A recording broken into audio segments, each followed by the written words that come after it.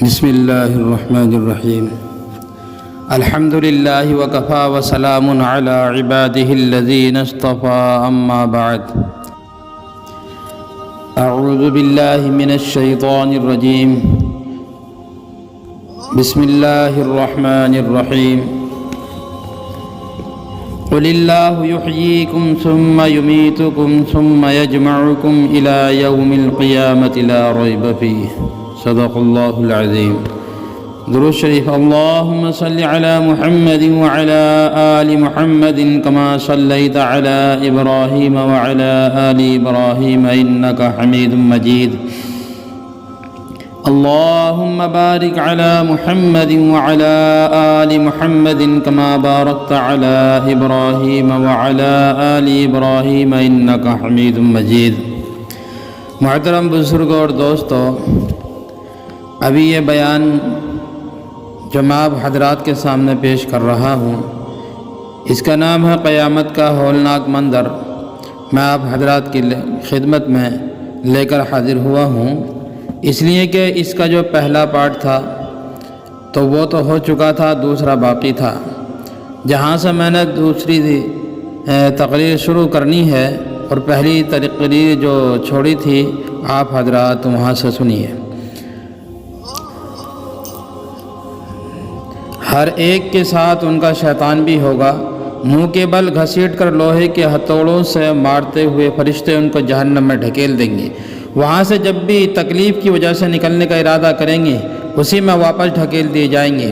رسول اللہ صلی اللہ علیہ وسلم نے دریافت فرمایا، ان دروازوں میں کون لوگ رہیں گے؟ عرض کیا سب سے نیچے کے دروازے میں طبقے میں منافقین اور فرعون والے رہیں گے۔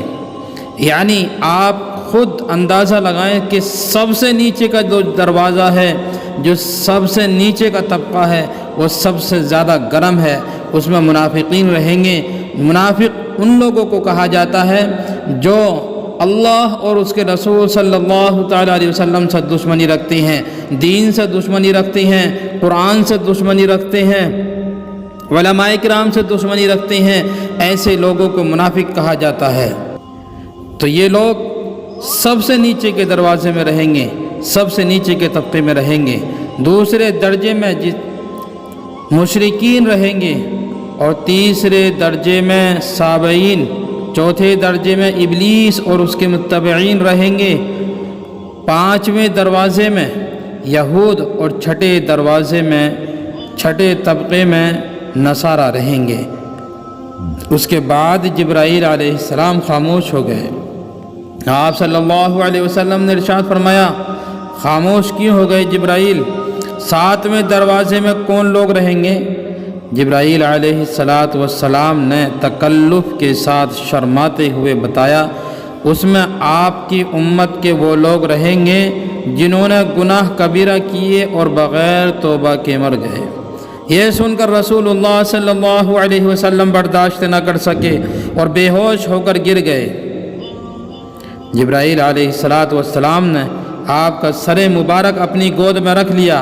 جب آپ صلی اللہ علیہ وسلم کو افاقہ ہوا تو فرمایا، جبرائیل میں بہت بڑی پریشانی اور غم میں مبتلا ہو گیا، کیا میری امت میں سے بھی کوئی شخص آگ میں ڈالا جائے گا؟ عرض کیا، جی ہاں، گناہ کبیرہ کرنے والے اور بلا توبہ کے مر جانے والے۔ رسول اللہ صلی اللہ علیہ وسلم یہ سن کر رونے لگے۔ آپ کو دیکھ کر جبرائیل علیہ السلام بھی رونے لگے۔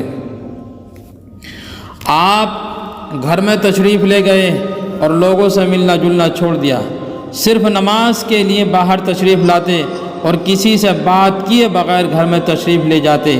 کیفیت یہ تھی کہ روتے ہوئے نماز شروع فرماتے اور روتے ہوئے نماز کو ختم فرماتے۔ تیسرے روز حضرت ابو بکر صدیق رضی اللہ تعالیٰ عنہ دروازے پر حاضر ہوئے، سلام کیا اور داخلے کی اجازت مانگی، اندر سے کوئی جواب نہ ملا تو روتے ہوئے واپس تشریف لے گئے۔ اسی طرح حضرت عمر رضی اللہ تعالیٰ عنہ کے ساتھ ہوا، وہ بھی روتے ہوئے واپس ہوئے۔ اتنے میں حضرت سلمان فارسی رضی اللہ تعالیٰ عنہ آ گئے، انہیں بھی کوئی جواب نہ ملا تو بے قرار ہو گئے، کبھی بیٹھتے کبھی کھڑے ہوتے، واپس ہوتے تو فوراً لوٹ آتے۔ اسی بے قراری کے عالم میں حضرت فاطمہ رضی اللہ تعالی عنہ کے دروازے پر پہنچ گئے اور ساری روداد سنا ڈالی۔ سنتے ہی حضرت فاطمہ رضی اللہ تعالی عنہ بھی بے چین ہو گئیں اور چادر اوڑھ سیدھی در رسالت کی طرف روانہ ہوئیں۔ دروازے پر سلام کے بعد عرض کیا میں فاطمہ ہوں۔ اس وقت رسول اللہ صلی اللہ علیہ وسلم سجدے میں پڑے اپنی امت کے لیے رو رہے تھے۔ سر اٹھا کر فرمایا میری آنکھوں کی ٹھنڈک فاطمہ کیا حال ہے؟ گھر والوں سے فرمایا دروازہ کھول دو۔ حضرت فاطمہ رضی اللہ تعالی عنہ اندر داخل ہوئیں تو آپ کی حالت دیکھ کر بے اختیار زار و قطار رو پڑیں اور بہت روئیں۔ انہوں نے دیکھا کہ آپ کی حالت متغیر ہے، رنگ پیلا پڑ چکا ہے، چہرے کی بشاشت غائب ہے۔ عرض کہ یا رسول اللہ صلی اللہ علیہ وسلم آپ کو کیا پریشانی ہے اور آپ کو کس بات کے غم نے اتنا ستایا ہے جو آپ کا یہ حال ہو گیا ہے؟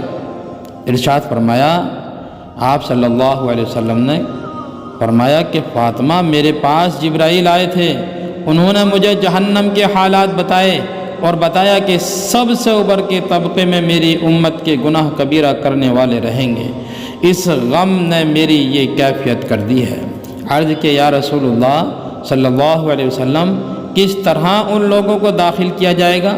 فرمایا فرشتے ان کو جہنم کی طرف کھینچ کر لے جائیں گے، لیکن ان کے چہرے سیاہ نہیں ہوں گے، آنکھیں نیلی نہیں ہوں گی، نہ منہ پر مہر لگی ہوگی، نہ ان کے ساتھ ان کا شیطان ہوگا، انہیں توق و زنجیر سے بھی نہیں جکڑا جائے گا۔ جبکہ 6 طبقوں میں جانے والے لوگوں کے ساتھ ان کا شیطان بھی ہوگا اور منہ پر مہر بھی لگی ہوگی اور چہرہ سیاہ ہو رہا ہوگا اور ان کے ہاتھوں کو اور پاؤں کو زنجیر سے جکڑا ہوا ہوگا۔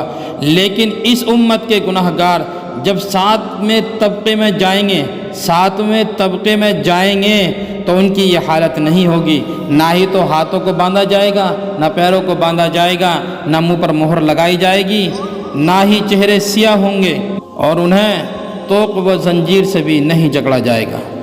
حضرت فاطمہ رضی اللہ تعالیٰ عنہ نے عرض کیا یا رسول اللہ صلی اللہ علیہ وسلم فرشتے کس طرح کھینچیں گے؟ فرمایا مردوں کی داڑھی پکڑ کر اور عورتوں کی چوٹی پکڑ کر، مرد عورت جوان بوڑھے اپنی بے عزتی و رسوائی پر چیخ و پکار کریں گے۔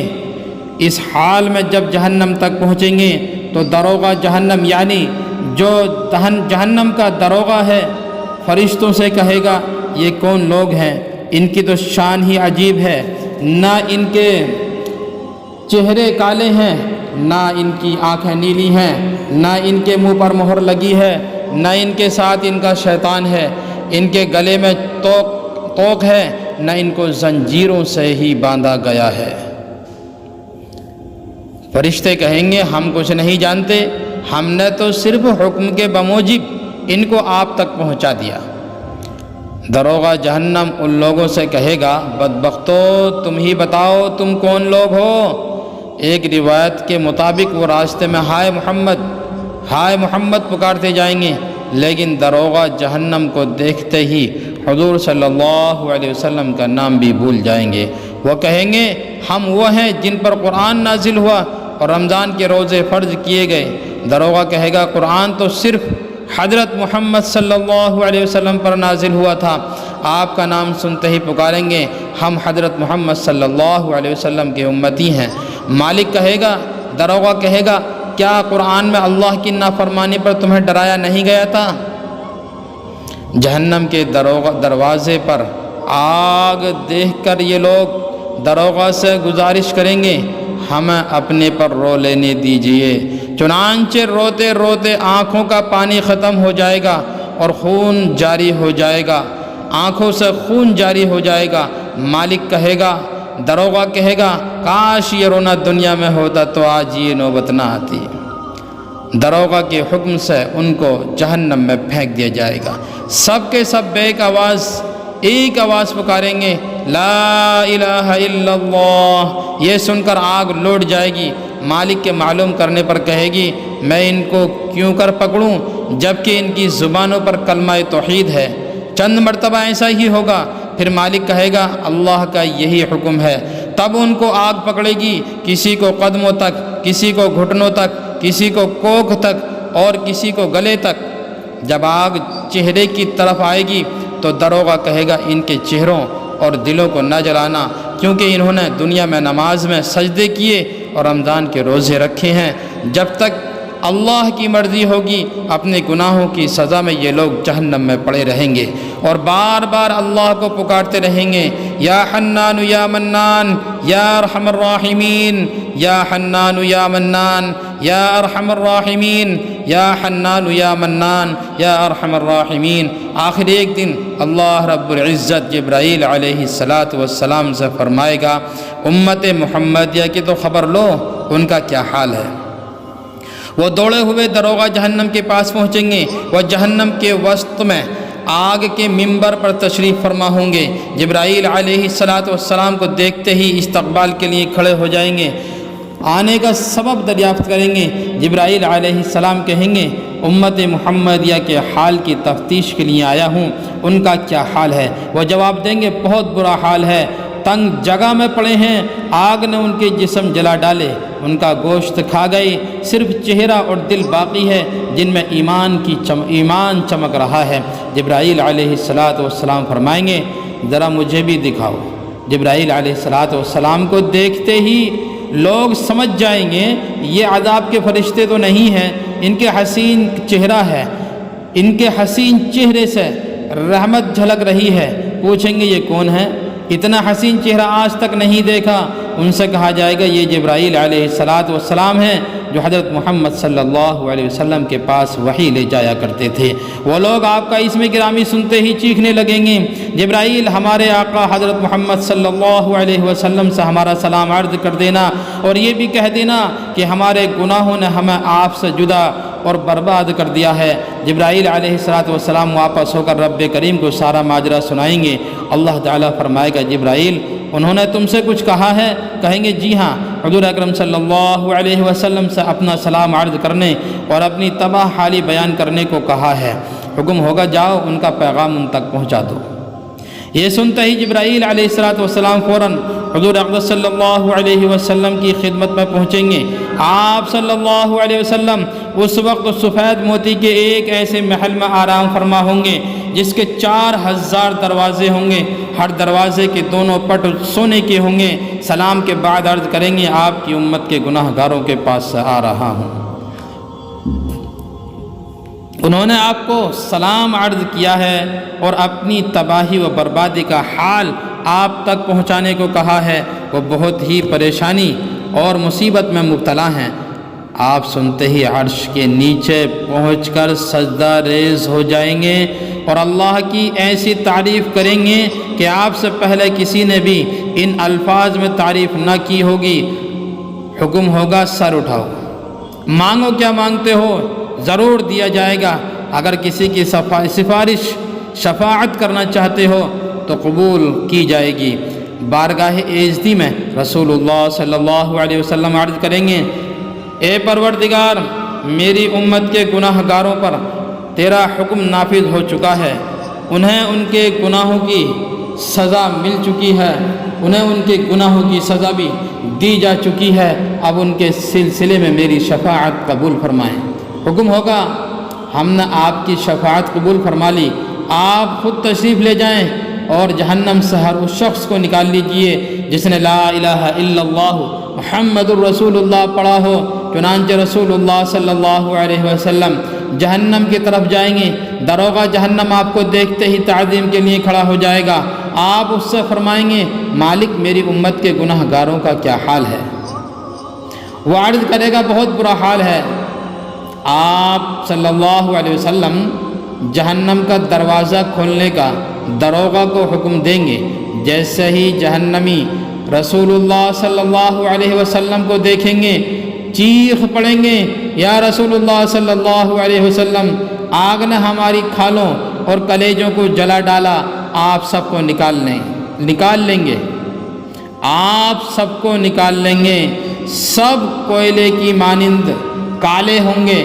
آپ ان کو نہر رضوان میں غسل دیں گے جو جنت کے دروازے پر ہوگی، اس میں نہا کر خوبصورت نوجوان بن کر نکلیں گے، چہرے چاند کی طرح چمکتے ہوں گے، پیشانی پر لکھا ہوا ہوگا الجہنمیون عتقاء الرحمن، یہ وہ جہنمی ہے جن کو اللہ رحمان نے آزاد فرمایا ہے۔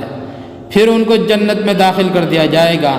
اس وقت بقیہ جہنمی حسرت کے ساتھ کہیں گے کاش ہم بھی مسلمان ہوتے تو آج ان کی طرح دوزخ سے نکال لیے جاتے۔